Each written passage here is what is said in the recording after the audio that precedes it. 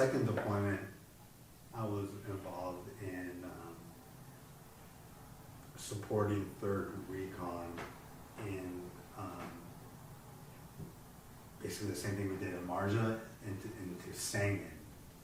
Again, another hot spot for the Taliban, and that was It's okay. that was the place. Yeah, that was the place where it came to us. You know, it was so dangerous building their patrol base. That all work stopped during the day.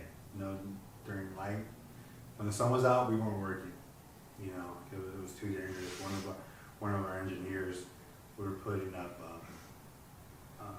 one of the posts, and someone came out while we were working on there, and he was shot in the legs, and then shot in his flak jacket.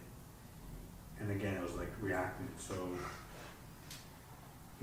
he was working on the post. The Marines that he was with responded to him, got him, you know, turning kits, put it on his legs, and then I remember that happened like maybe like I don't even know, like 15 yards away from me, you know, like the post.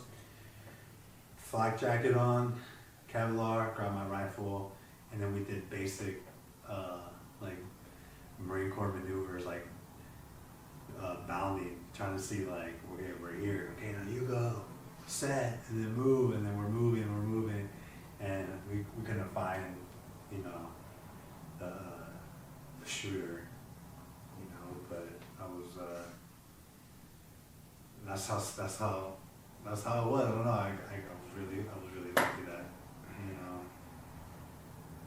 nothing terrible ever got, you know. A guy But yeah, hitting both legs right nearby, yeah, and it's not like the movies, I imagine. no, You know, he's probably feeling it and yeah, reeling and moaning and the whole oh thing. yeah, yeah. And then they cinched down turning kits on the guy. Doc gets to him, calling the bird, get him on the bird. He goes away. You know, probably went back to either Camp Leatherneck or Bastion, and then it's back to. You just never know when these guys are gonna pop out from behind a wall. Never. It's not. And then singing, I mean, we would. It was just dangerous being there. So like we had, at that time, we had small berms, but I mean, they were probably, you know, they didn't fully cover us, you know, so if you were walking during certain parts of that place, like you weren't like low calling, but you were below that berm, because we would get shot at, you know, they would shoot at us and try to hit us, you know. Yeah. So we wouldn't work during the day. Again, you're just constant, full PPE, and so we start working at night to build the posts. Okay, we can't build posts during the day, and so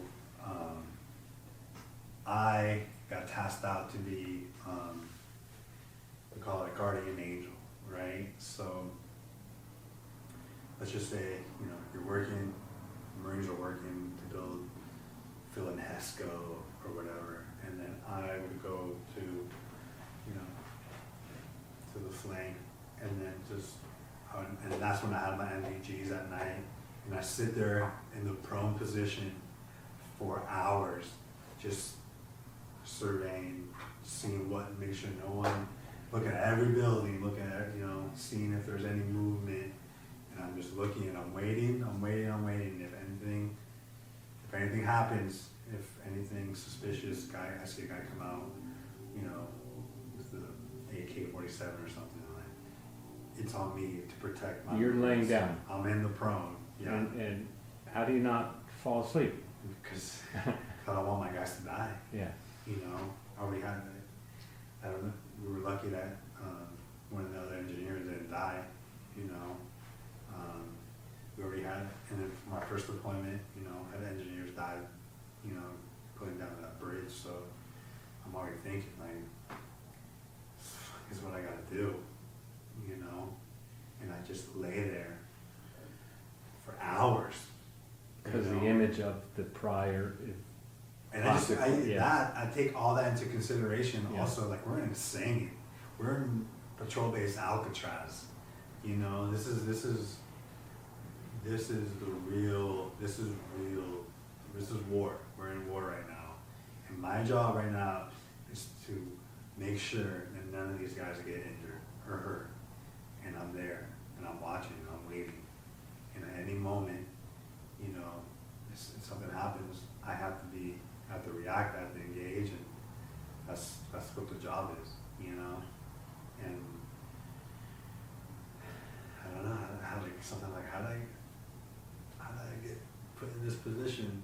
But yeah, I remember one time on my first deployment, we were in Marja. We got a line ran out to a phone line into one of the tents. And I'm on the phone with my mom. Hey mom, you know, I'm on back in Taliban, and all you hear is I was like, what's that? I gotta go. And then just black jacket, Kevlar rifle, and then you see. Yep. I can't imagine what it's like for a parent to send their child off to war. You know, my mom is she's amazing. Marine Corps taught me how to effectively use my M16, the Mark 19, a 50 cal, the 203, and the AT4. Those weapon systems were the only weapon systems I've ever shot, the only ones I ever really cared to shoot. I've been out of the Marine Corps since 2012, and firing weapons and that, it's never been something I care for, you know, and honestly, I don't know. When people start talking guns, I have no idea what they're talking about. You know what? Why I enlisted in the Marines is I was 18 years old. I didn't know what I wanted in life. I didn't have a purpose, really. I didn't know what my purpose was. I had no direction. And when you join the Marine Corps, and you step, you know, everything starts on the yellow footsteps.